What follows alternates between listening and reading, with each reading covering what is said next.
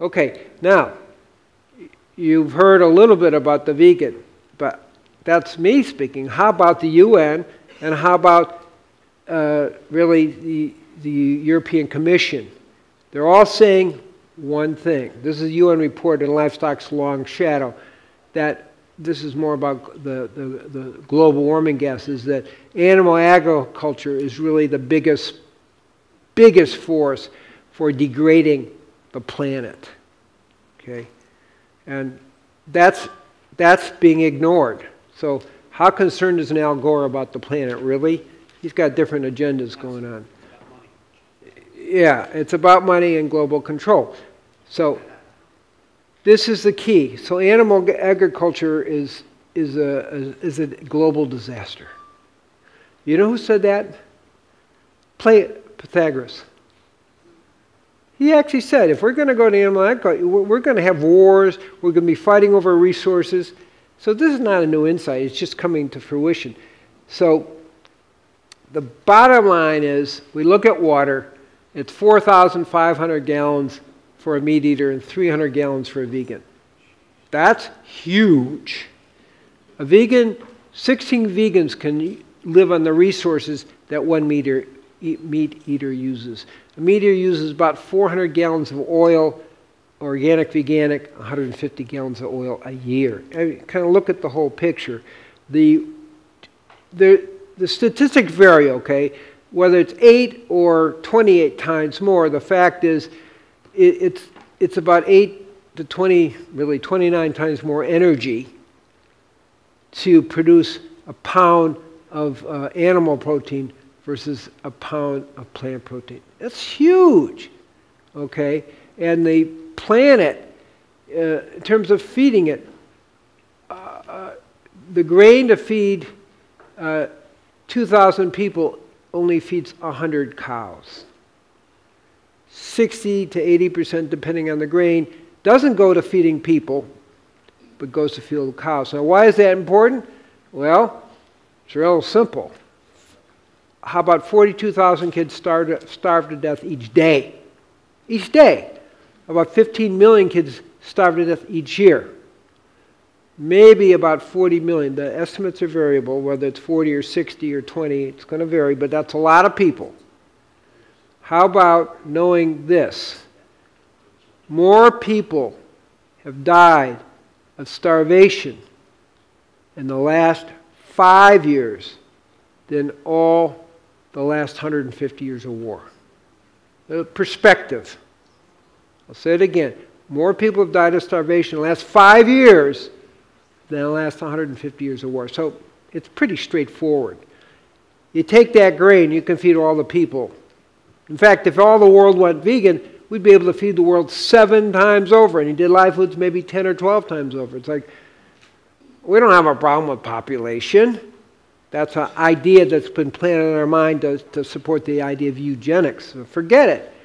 We can feed this world 7 times over, and actually we can do better than that. So I'm just kind of bringing some real data into the discussion versus the globalist view that they're trying to get everybody to. We have limited water. Well, we do if we keep doing animal agriculture, for sure. Now this is interesting. The UN and the EU commissions have basically said we need to go to a vegan diet to preserve the earth. They don't say it as strong. No, they say, well, it would be a good idea, okay? But they can't, they're not ready to say it that strong. The data's blatant, but they can't say that. And they're basically saying the main 2 causes are the oil and stuff, but the main cause is animal agriculture. It's the main disruption of the environment. So when the UN and the European Commission says it, that's worth paying attention to. The European Journal of Clinical Nutrition, look what it says. This is a quote. Vegetarian and vegan diets could play an important role in preserving the environment. Okay, they're saying it. We're not alone. Okay? But we have to teach people how to do it. So I'm talking to you, so we got to learn how to do this. So, and I want to not talk about it as moral superiority, okay? It's just common sense, wisdom. The biblical wisdom is the wise person knows the results of their actions. And if we go vegan, even better, vegan live food, we are preserving the planet on many, many, many levels. That's the key thing. Now, there's a lot of resistance, and one of them is the mythical thing about live foods cause spleen qi deficiency. Anybody know what I'm talking about? Raise your hand just so I can see. Okay, well done. Good. If you haven't heard about it, then you'll have it to deal with when it comes up. So this is a Chinese thing. There's a long history because they made some of these ideas based on the big famine they had in the 1930s. And spleen qi deficiency is digestive weaknesses, blood sugar imbalances, diabetes, hypoglycemia, and so forth, eating disorders, weight problems, things like candida and so forth like that. Overall, low vitality and chronic fatigue. Overall, spleen qi is low. Okay, so that's spleen qi. That's what the claim is. If you're a vegan live fooder, that's what you're going to get. How true is that? Well, let's look at spleen qi strength. You're going to have good energy. You're going to feel good. You're going to feel clear. Your memory is going to be clear. You're going to be strong. You're feeling good and happy. That's good spleen qi.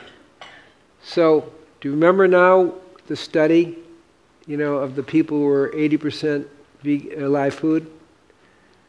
What was that? Good muscle tone, good strength, emotional. It's just this. So really what we're talking about is the evidence shows that live food cuisine is the cure for spleen qi deficiency, not the cause. But everything always gets turned upside down by the people who have the power of the media, even in those times. So if that comes up, then you know you have an answer. It's like, no, it's the cure, not the cause. Okay. The other thing is vata. This is Ayurvedic, and basically vata is one of what we call the doshas that get in balance. So here's the key thing to appreciate and understand is that it was true. Okay? It was true if you only do leafy greens and sprouts. That is the case. Life has changed.